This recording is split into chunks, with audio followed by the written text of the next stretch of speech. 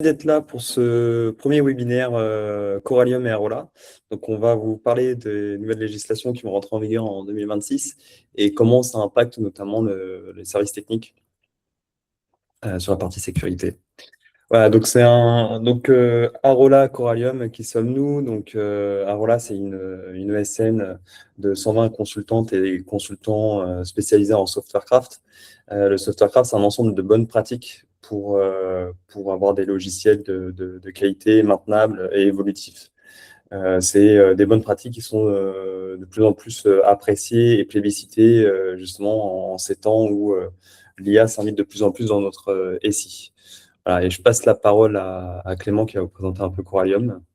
Eh bien, bonjour tout le monde. Donc, Corallium, c'est un cabinet de conseil spécialisé en cybersécurité qui appartient désormais au groupe Advance depuis le mois de janvier.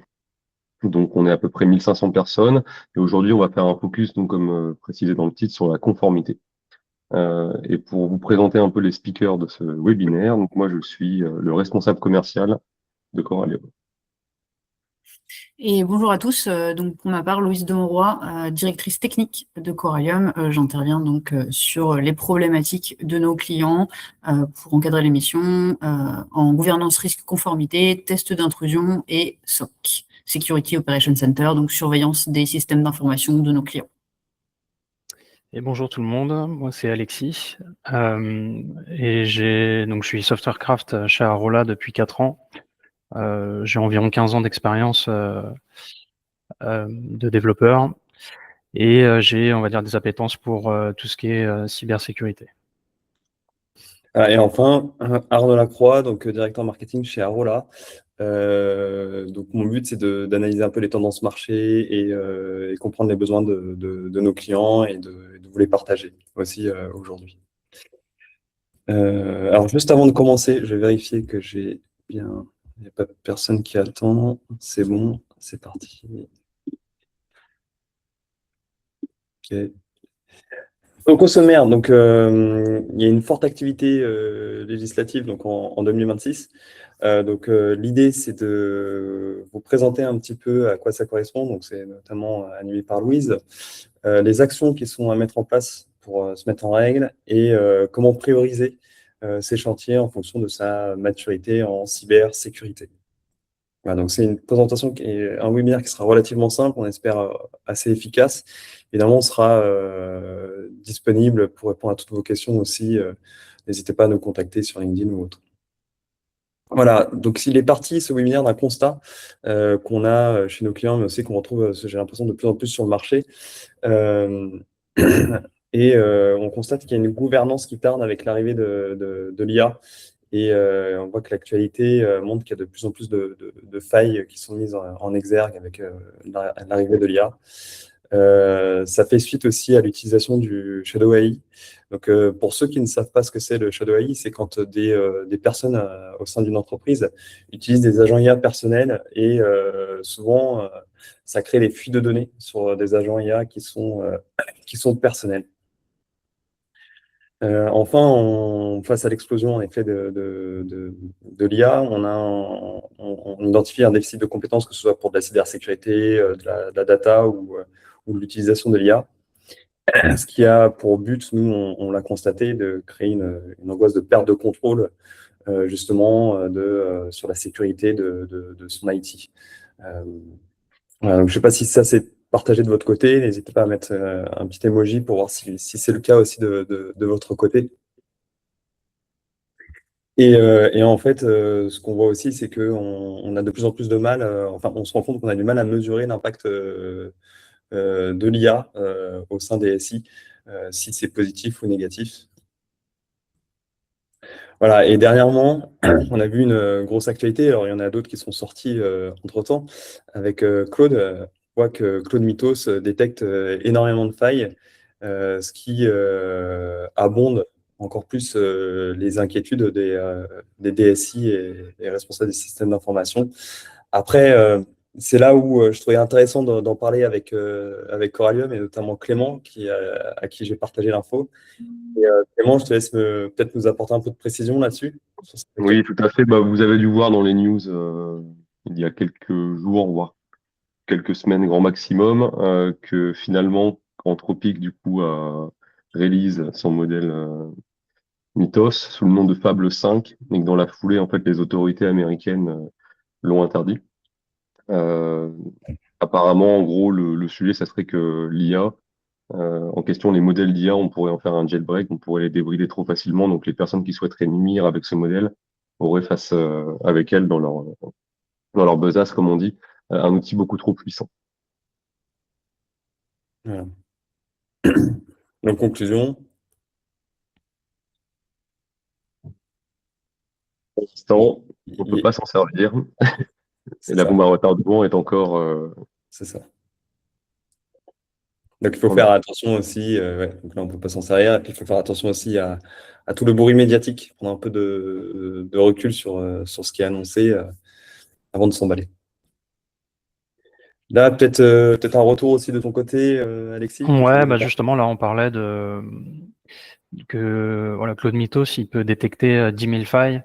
En fait, là, j'ai rajouté un petit schéma qui permet de voir le nombre de failles qui augmente, qui explose même chaque année. En gros, l'idée, donc une faille, pour désigner une faille, on va parler de CVE, pour ceux qui connaissent pas. Donc chaque CVE va avoir un ID unique donc voilà, CVE tiret l'année à laquelle elle a été découverte et après un ID. Donc là, par exemple, c'est l'ID de Log4j. Et en gros, une CVE, c'est une vulnérabilité publique qui va être appliquée à une version d'un produit.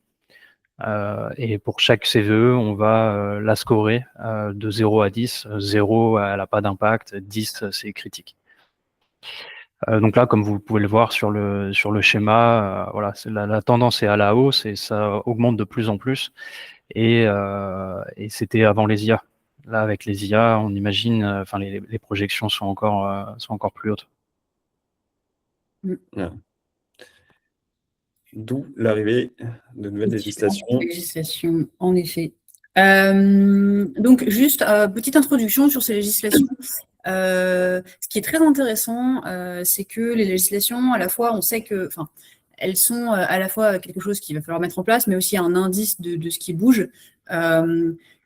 On a forcément toujours un train de retard en termes de législation et malheureusement, parfois, il y a des législations dont on entend parler depuis un certain temps, typiquement NIS 2, et qui mettent bien du temps avant d'être transposées, notamment en France, j'y reviendrai.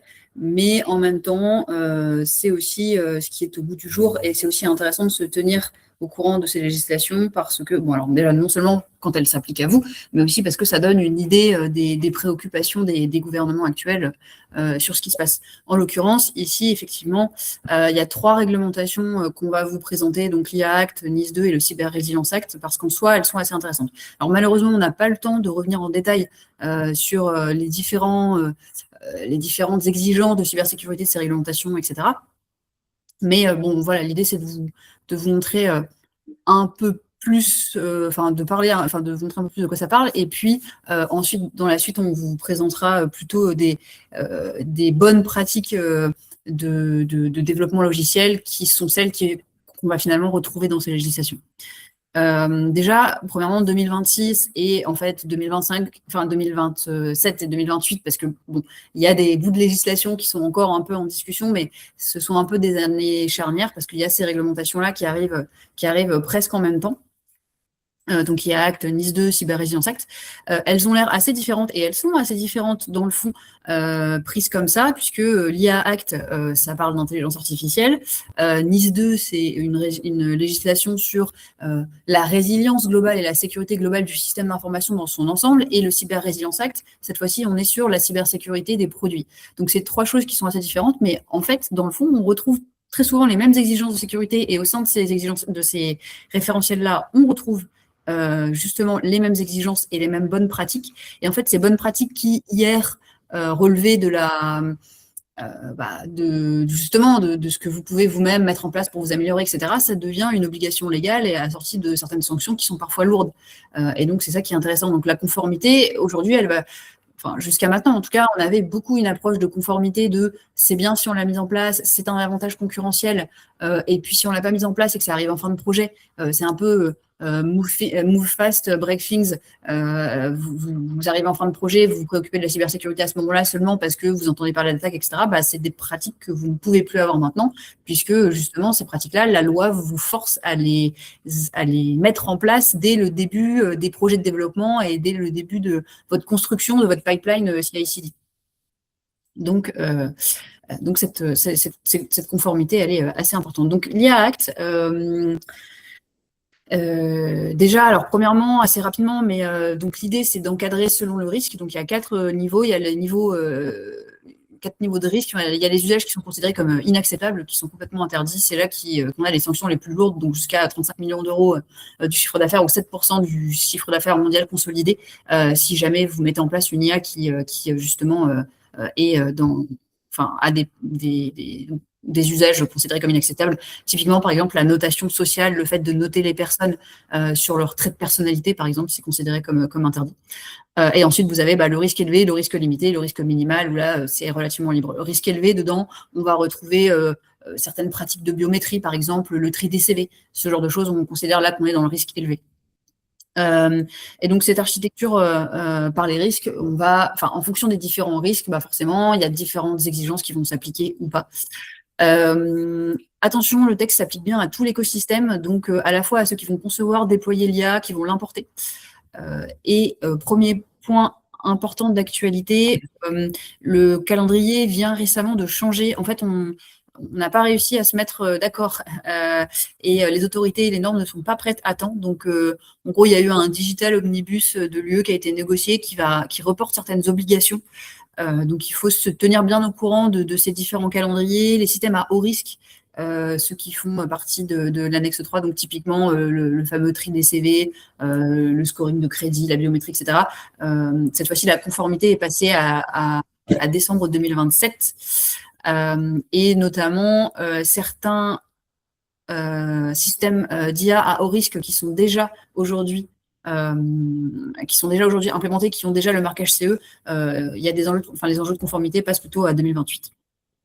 Bon, voilà, c'est des discussions qui sont encore en cours. On se rappelle que y a des obligations qui s'imposent aux fournisseurs comme aux déployeurs. Le fournisseur, c'est celui forcément qui développe le système, qui le met sur le marché sous son nom.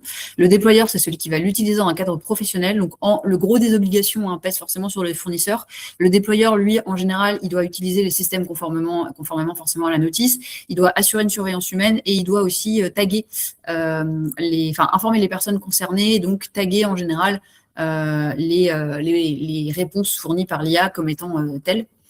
Attention, si vous intégrez un modèle tiers à votre produit et que vous le commercialisez sous votre nom, typiquement en marque blanche, etc., vous devenez fournisseur aux yeux du règlement. Ça, c'est à prendre en compte. En général, les exigences qui s'appliquent sont des exigences classiques. Gestion des risques sur tout le cycle de vie, gouvernance des données, documentation technique complète, journalisation des événements, supervision humaine réelle, avec la capacité d'interrompre ou d'outrepasser le système si besoin, robustesse et cybersécurité au global, et puis gestion de la qualité classiquement, et attention toujours à l'évaluation de conformité, le marquage CE, etc., qui pourrait s'imposer ici aussi. L'exigence qui s'impose à tout le monde et dès le 2 août 2026, c'est la transparence. Donc, les utilisateurs doivent être au courant quand ils utilisent un chatbot, qu'ils discutent avec une IA, etc. Vous devez le signaler explicitement. Il y a un watermarking qui est obligatoire. Ça, c'est important. Les sanctions, on en a parlé. Et voilà, bon, en définitive, en général, c'est quand même des bonnes pratiques assez classiques. Ne pas oublier d'inventorier vos systèmes IA, pardon, les classer, savoir à quel niveau de risque ils appartiennent, et mettre en œuvre cet objectif de transparence d'ici à 2026 et se tenir au courant de tout ce que vous allez devoir mettre en place dans les années à venir, donc 2027-2028. Donc, l'IA Act, lui, il encadre la partie IA. Le NIS 2, auquel on passe maintenant, il est plus général. Il encadre comment est-ce qu'on protège tout le système d'information. Donc, NIS 2, NIS 2 fait suite à NIS 1 qui s'imposait seulement à 6 systèmes 6 secteurs critiques. Aujourd'hui, on est sur 18. On est passé de 500 entités à 15 000 entités, entre 15 000 et 18 000 entités sur lesquelles NIS 2 va s'appliquer. Donc là, il faut voir si ça vous concerne ou pas, mais en général, il y a les entités essentielles et les entités importantes. Entités essentielles, il y a beaucoup plus d'exigences qui s'appliquent. Entité essentielle, c'est 250 salariés, à partir de 250 salariés ou 50 millions d'euros de chiffre d'affaires. Importante, c'est à partir de 50 salariés ou 10 millions. Et ensuite, en fonction de votre secteur, dans lequel vous travaillez, etc., vous allez être ou pas soumis à 10.2. Donc ça, il faut regarder. Et attention, la chaîne de sous-traitance est incluse, ce qui fait que si jamais vous travaillez pour quelqu'un qui est soumis à NIS2, ça va se transformer, ça va se traduire dans vos contrats de sous-traitance. Même si vous n'êtes pas directement soumis à NIS2, vous allez devoir mettre en place des exigences et développer des logiciels de manière sécurisée et qui répondent aux exigences de NIS2. Bon, alors, à savoir que NIS2, comme c'est une directive, pas un règlement, on est encore en train d'essayer de la transposer, donc de la directive E au règlement, à la réglementation française, on est encore en train d'essayer de la transposer, donc du coup en droit français, donc du coup c'est encore en discussion, mais normalement ça devrait être adopté dans pas trop longtemps, donc il faut vraiment se tenir au courant. Sur les exigences qui s'appliquent, donc comme je disais tout à l'heure, contrairement à l'IA Act, on est dans la sécurisation de l'IA en tant que telle, ou de son utilisation. Ici, on est dans tout le système d'information. Donc, il y a des exigences qui s'appliquent forcément au niveau logiciel, au niveau développement et des bonnes pratiques de développement, mais il y a aussi des exigences qui s'appliquent à tout votre système d'information, notamment tout ce qui va être gouvernance, gestion des risques. Si vous voulez en savoir plus, l'ANSSI a publié en mars son référentiel, le RECIF, RECYF, qui va traduire la directive en 20 objectifs de sécurité, dont 15 sont applicables pour les entités importantes et essentielles, et 5 pour les entités essentielles uniquement. Et là, on est dans le durcissement des configurations, supervision continue, forcément des enjeux de gestion des risques, des enjeux d'alerte, ça c'est important en cas d'incident, alerte en 24 heures, 72 heures, enfin des notifications à l'ANSSI, y compris le week-end, la nuit, etc. Et donc tout ça, vous retrouvez ça dans le récif. Le récif vaudra potentiellement présomption de conformité, c'est-à-dire si vous êtes conforme au récif, vous pouvez potentiellement vous considérer comme étant conforme à NIS2. Bon, évidemment, tout ça, c'est des textes qui sont encore en cours, donc il faut se tenir au courant, mais en tout cas, être conforme au récif, c'est déjà un bon premier niveau. Ce que je n'ai pas dit tout à l'heure pour l'IA Act, on parle beaucoup de l'ISO 42001, qui est une norme sur la mise en place de la sécurité d'un système de management de l'IA. L'ISO 42001 ne va pas, ne permettra pas la conformité à l'IA Act en entier, parce qu'en fait, elle date de 2023, elle n'est pas complètement à jour par rapport à ce qui est demandé. Et donc, du coup, il y a des organismes qui sont en train de travailler sur une norme qui, elle, pourrait permettre la conformité à l'IA Act. Et du coup, on est encore en réflexion là-dessus. Ce serait potentiellement la EN 18286. C'est en cours d'élaboration. Donc, il faut se tenir au courant. Mais impliquer l'ISO 42001 vous permettra de mettre en place un certain nombre de bonnes pratiques. C'est déjà bien, mais vous ne couvrez pas tout le scope. Attention.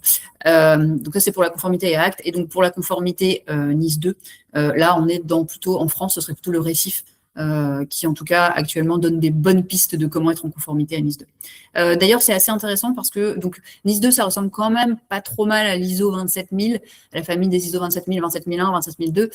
À savoir que sur le site de l'ANSSI, vous avez un comparateur qui vous permet de comparer les exigences de NIS 2, enfin du récif et de NIS 2 avec les exigences de l'ISO 27000, enfin de la famille d'ISO 27000. Donc, si vous êtes déjà conforme à l'ISO 27001 ou que vous maîtrisez cette conformité, ça vous permet de faire la comparaison, de voir ce qu'il vous reste à faire et de faire votre grille de conformité. Donc, ça, c'est pas trop mal. Et dernier point, le Cyber Resilience Act. Attends, je voudrais juste dire un petit mot, justement aussi sur le site de l'ANSSI, ils ont mis aussi en ligne un formulaire sous forme de QCM qui permet rapidement de savoir si on fait partie de quelle catégorie on fait partie et si jamais on doit appliquer ces recommandations-là ou pas. En effet, ouais.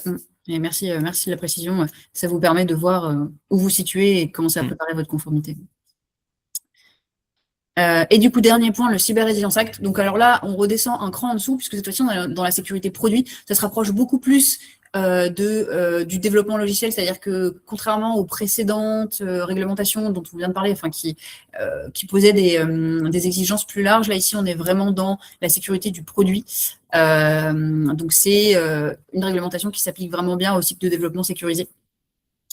Donc là, l'idée, c'est donc ça vise tout produit comportant des éléments numériques et on doit y imposer. Donc il y a à peu près, et en gros, on va dire qu'il y a deux parties. Il y a la sécurité by design et by default, donc tout ce que vous devez mettre en place sur votre produit pour qu'il soit sécurisé. Des trucs classiques d'authentification, gestion d'authentification, remontée de log, chiffrement, etc.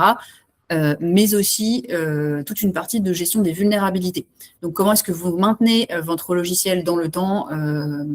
Comment est-ce que vous assurez que vous faites des releases de sécurité fréquentes?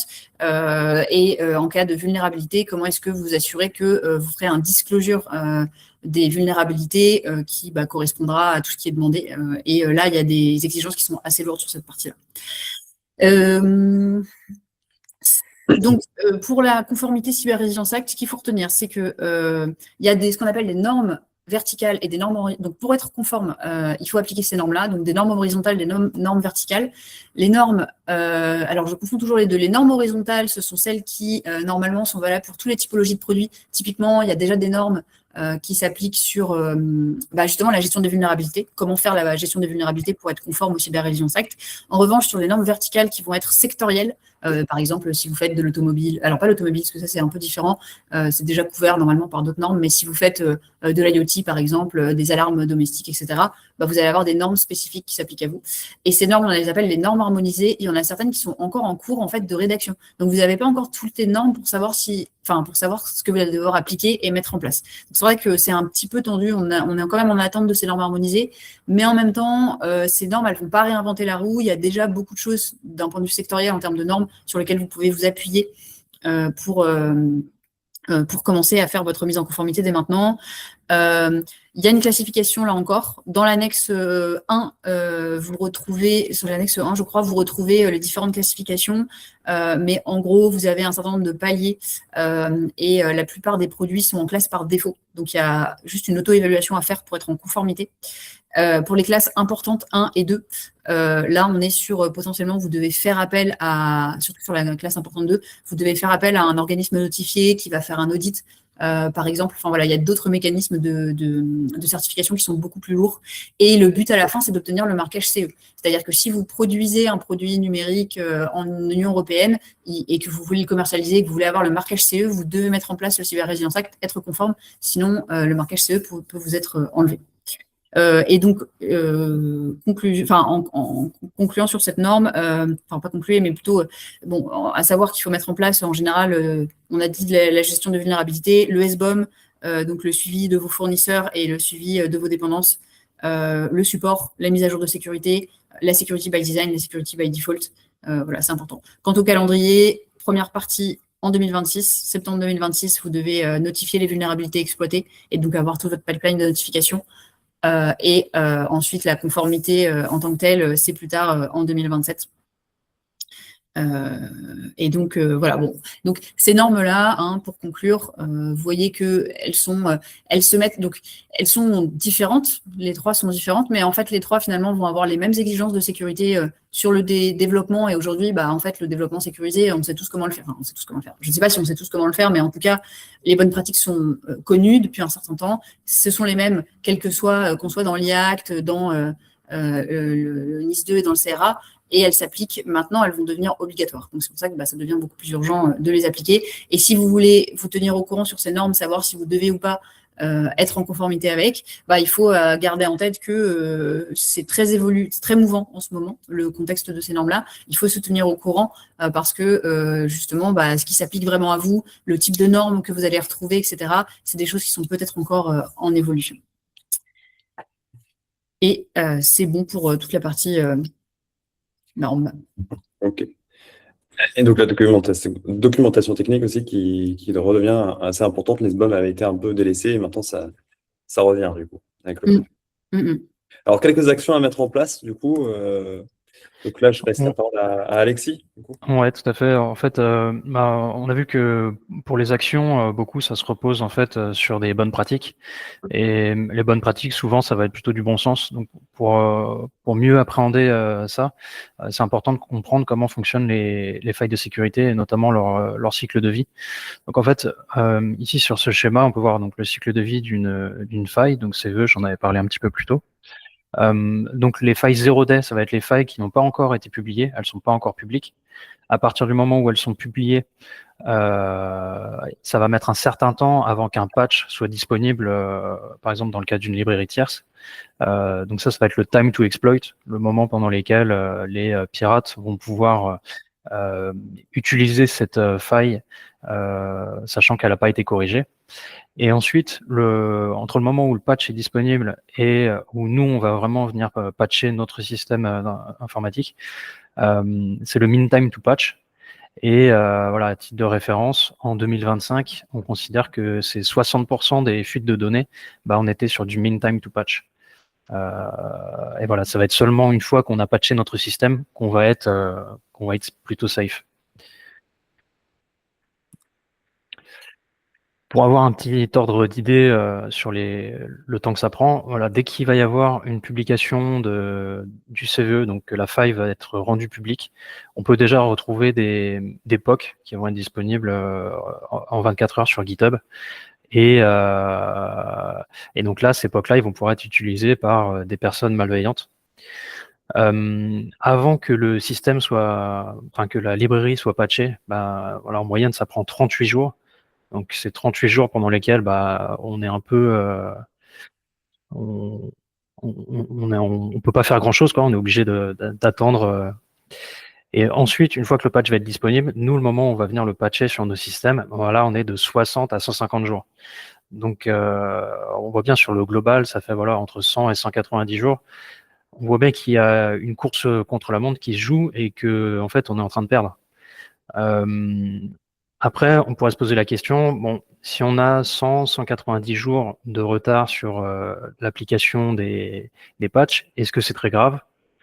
Si tu passes sur la slide d'après, ici, voilà, donc c'est les tentatives d'exploitation de la faille Log4Shell, qui est considérée comme l'une des failles les plus critiques, la plus critique, on va dire. Et voilà, à J0, il y a eu 2300 tentatives, et 7 jours plus tard, on est déjà à 5 millions de tentatives. Donc, en l'occurrence, oui, si on met 190 jours à patcher sa plateforme, là, c'est des milliards de tentatives qui auront été faites sur notre système. Ouais, c'est énorme. Ouais. Alors, les actions à mettre en place. Ouais, du coup, qu'est-ce qu'on peut faire pour accélérer ce déploiement-là et essayer de réduire au minimum le temps? C'est optimiser déjà les délais de livraison. Donc, il faut avoir des pipelines de CI/CD. On peut intégrer dans ces pipelines des outils de sécurité qui vont venir analyser le code et détecter les vulnérabilités. Donc, c'est des outils qui vont venir lire le code comme SonarCube ou CodeQL. On va aussi analyser les dépendances, voir si il y a une dépendance qui peut-être a déjà une CVE qui est publique et donc il faut éviter d'utiliser. Donc ça, il y a Dependabot qui est assez connu. Il va y avoir tout ce qui va être détection des secrets donc sur le repository. Vérifier que on n'a pas mis un mot de passe, un identifiant. Des fois, voilà, ça peut remonter. Ça peut être, par exemple, on a mis un identifiant au tout début du projet, il y a 2 ans, par exemple. Voilà. Maintenant, tous les gestionnaires de code source ont développé l'outil pour détecter ça. Donc, que ce soit GitHub, Azure DevOps. Sinon, il y a un outil qui permet de le faire directement, c'est GitLeaks pour les repos Git. Et donc la CI/CD, on peut aussi l'utiliser donc comme socle pour être conforme au CRA par exemple, où on va pouvoir utiliser des outils qui vont venir générer à la volée le SBOM et ainsi avoir toute la liste des dépendances qu'on utilise. Il faut essayer de réduire aussi, prendre l'habitude d'avoir des cycles de développement qui sont assez courts. où on va faire des mises à jour fréquentes des dépendances, mettre en prod rapidement, etc. Voilà, tout ça, c'est des habitudes à prendre. Très bien. Donc ça, c'était pour la partie pipeline CI/CD. Ensuite, sur le code, comment on fait pour éviter d'avoir des failles de sécurité dans le code, donc des failles plutôt logiques? Il faut essayer d'appliquer finalement tous les principes un peu craft. Donc ça va être le clean code qui va permettre en un coup d'œil d'avoir voilà, une vision claire de ce que fait le code et éviter d'avoir des failles logiques qui vont se présenter dans notre code. Notamment avec l'IA, voilà, qui maintenant représente à peu près 40% du code mondial, c'est impératif que l'IA nous écrive le code le plus simple possible. On sait qu'elle a tendance à écrire énormément de contenu. Voilà, il faut essayer de réduire ce contenu au maximum pour que ça reste lisible par les humains, parce que sinon, on perd la main et on ne sait plus du tout ce qui se passe. Et c'est là où on peut avoir des problèmes. Le TDD, toujours, voilà, ça permet de réfléchir au design, implémenter les tests en même temps qu'on écrit le code. C'est une bonne pratique. Automatiser la pyramide des tests. Donc la pyramide des tests, pour ceux qui connaissent pas, c'est avoir vraiment les tests unitaires, les unit tests, les tests d'intégration. Donc en fait, c'est une pyramide avec en bas, on va voir la grosse partie, la base, qui va être beaucoup de tests unitaires. Les tests d'intégration, on va en avoir un petit peu moins. Et tout à la fin, les tests de bout en bout. Alors, pourquoi est-ce qu'on a, par exemple, moins de tests de bout en bout que des tests unitaires? C'est parce que les tests unitaires, ils vont s'effectuer sur des petites parties de code qui vont être exécutées très rapidement. Contrairement aux tests de bout en bout qui, eux, vont tester toute la stack de notre application. Donc, ça va être des tests beaucoup plus coûteux. Donc, on peut se permettre d'avoir 1000 tests unitaires qui vont prendre à peu près le même temps que, je sais pas, 10 tests end-to-end, pour donner un exemple. Et ensuite, essayer de réduire la dette technique. Souvent, les problèmes de sécurité, c'est de la dette technique.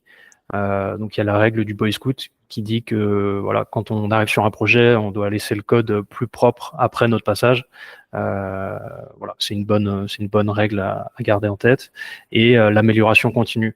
Essayer de se dire que la dette technique, on va pas la résoudre comme ça sur un seul sprint. Ça va être vraiment par baby step, petit à petit, à chaque fois, voilà, en laissant le code un peu plus propre à chaque passage, que au final, on va réussir à se débarrasser de la dette technique. Très bien. Et en effet, du coup, tout ça, ça va permettre de patcher les failles beaucoup plus rapidement aussi. Après, donc il y a le shift left. En gros, donc là, on avait parlé qu'est-ce qu'on peut faire sur le code concrètement. Ensuite, il y a aussi des bonnes pratiques à apprendre, plus au niveau de l'organisation du projet. Donc, le BDD, donc le Behavior Driven Development, ça va consister à déplacer en amont les discussions, vraiment étudier les cas limites, donc entre dev et dev produit et QA, les testeurs, pour identifier quels cas pourraient sortir du scope, des cas auxquels on n'aurait pas pensé, qui vont être finalement des failles de sécurité. Et on peut même, souvent on parle de tres amigos, donc pour avoir ces 3 accords de métier dans la même réunion, mais on peut ajouter un 4e domaine qui est la sécurité, qui peut aussi venir dans ces discussions en amont pour essayer d'identifier les cas qui pourraient poser problème plus tard. Quand on essaie de se mettre dans la peau de quelqu'un de la sécurité qui va réfléchir qu'est-ce qu'il peut y avoir comme menace, on peut s'inspirer de Stride, voilà, qui est un acronyme qui permet de lister plusieurs failles, qui permet de réfléchir sur notre projet, comment est-ce que chaque faille va pouvoir s'appliquer, est-ce que c'est possible ou pas. Il y a aussi les failles OWASP qui sort tous les ans, le top 10. Je ne vais pas rentrer dans le détail ici, mais voilà, c'est des choses que vous pouvez aller regarder en ligne si ça vous intéresse. Ensuite, bien sûr, faut continuer de former les équipes. C'est super important que l'équipe monte en compétences parce que c'est ça qui va permettre de détecter de mieux en mieux les failles qu'il pourrait y avoir et de s'améliorer. Et donc ça vient avec le partage de la connaissance. Donc le pair et le mob programming qui sont des super outils vraiment pour propager les connaissances dans une équipe. Et sinon, il y a aussi la documentation vivante qui va venir permettre de générer générer finalement une documentation à partir du code qui permet d'avoir une documentation toujours à jour. Voilà, j'ai lancé plein de concepts différents. J'ai pas le temps de rentrer en détail dans chacun d'eux. Si ça vous intéresse, vous pouvez nous contacter. Alors là, on est vraiment spécialisé dans ces concepts craft et on a quasiment une formation pour chacun de ces concepts. Donc si ça vous intéresse, vous pouvez deep dive là-dessus. Pour savoir ce qu'on va vouloir mettre en place prochainement, en fait, ça va passer par une première auto-évaluation. En fait, il va falloir trouver quelles sont nos forces, nos faiblesses. Et pour ça, on a deux outils. On a deux outils chez Arola, donc qui sont la Calculate Craft, qui permet de calculer un petit peu l'impact de l'IA qu'on va utiliser, savoir comment est-ce qu'on pourrait l'améliorer. Et on a également le Craft Radar, ça qui est une solution vraiment où en gros, Arola va venir dans les locaux et puis à travers des interviews et des analyses de code, on va identifier les endroits voilà, qui vont être plutôt bons et les endroits moins bons et vous donner des pistes d'amélioration.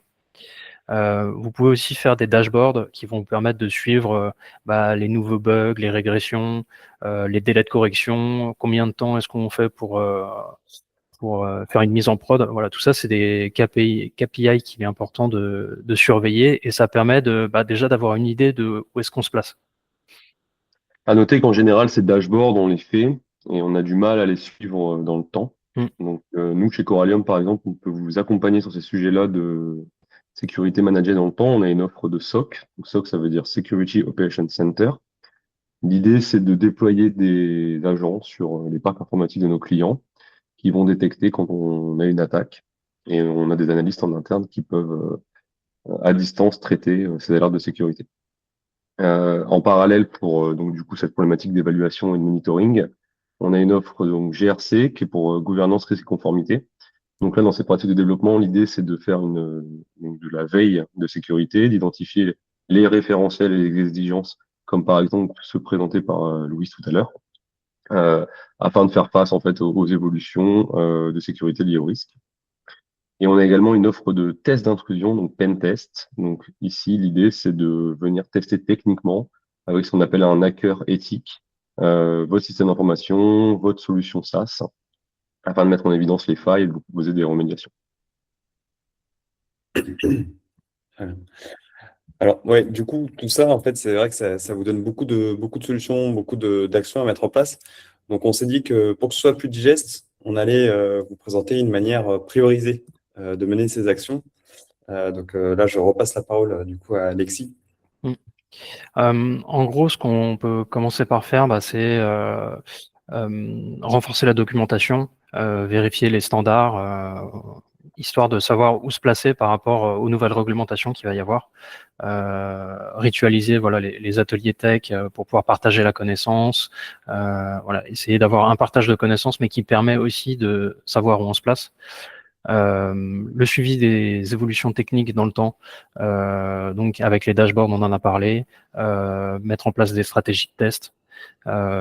Pour commencer, on peut se concentrer sur le code à forte valeur ajoutée, donc vraiment ce qui va être notre cœur de métier, ça va être là où ça va être le plus important à tester. Et puis essayer de créer une dynamique positive autour du livrable des features, donc avec le suivi des KPI, les démos de fin de sprint. Voilà, c'est des choses qu'on peut mettre en place assez facilement, on va dire. Très bien. Et alors, à plus long terme? À plus long terme, donc tout à l'heure j'en parlais, le code à forte valeur ajoutée qui va représenter vraiment le cœur de notre métier. Ça, en fait, idéalement, il faudrait réussir à l'extraire pour vraiment l'avoir isolé pour pas qu'il soit pollué par tout le reste. Donc on appelle ça le domaine. Donc ça, là, il y a un chantier d'architecture qui peut être assez conséquent. Ça va dépendre des projets. le shift left sur la sécurité et le produit, donc on en a parlé avec les Tres Amigos. Voilà, essayer de mettre en place des processus pour anticiper les problèmes en amont des développements. Et puis mettre en place tout ce qu'il faut pour mesurer et améliorer les performances, donc avec les KPI. Pour ça, vous pouvez regarder les métriques d'Aura qui sont pas mal. Et voilà, essayer d'ancrer les pratiques craft. Vraiment, c'est ce qui va nous sauver. Et ne pas oublier que sur ces enjeux-là, là, on parle de bonnes pratiques vraiment très concrètes. Au-delà de ça, si vous voulez être en conformité avec les référentiels dont on a parlé, il y a des enjeux de gouvernance, de gestion des risques, donc bien faire votre analyse de risque en amont, bien avoir en place la gouvernance de gestion des incidents, des vulnérabilités, etc. Et donc, tout l'écosystème dans lequel vous pouvez dans lequel vos pratiques de développement vont se plugger pour assurer justement une résilience globale et pas juste une résilience de la pratique spécifique de développement. Et ça, c'est en fonction des référentiels auxquels vous devez vous conformer. Nous, en général, on recommande de faire en amont votre matrice de conformité, vérifier tous les référentiels auxquels vous devez répondre et puis prendre toutes les exigences de ces référentiels, de ces normes, faire votre matrice dans un simple document Excel, voir lesquelles se répondent et voir lesquelles vous devez appliquer et comment ça se traduit en exigences concrètes de cybersécurité ensuite. Voilà. Et donc, pour s'y retrouver, du coup, on a construit une offre ensemble avec Coralium. On est reparti du Craft Radar qu'on avait l'habitude de faire chez nos clients en proposant justement un Craft Radar orienté security, parce que c'est vrai qu'il y a pas mal de choses à faire.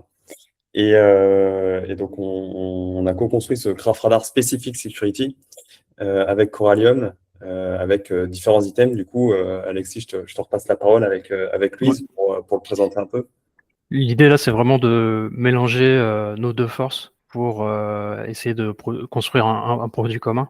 Donc ça va être pour faire un audit de sécurité vraiment complet, que ce soit plutôt voilà sur la politique, la documentation, le code, les infrastructures, les réactions aux incidents. Je te laisse la parole, Louise.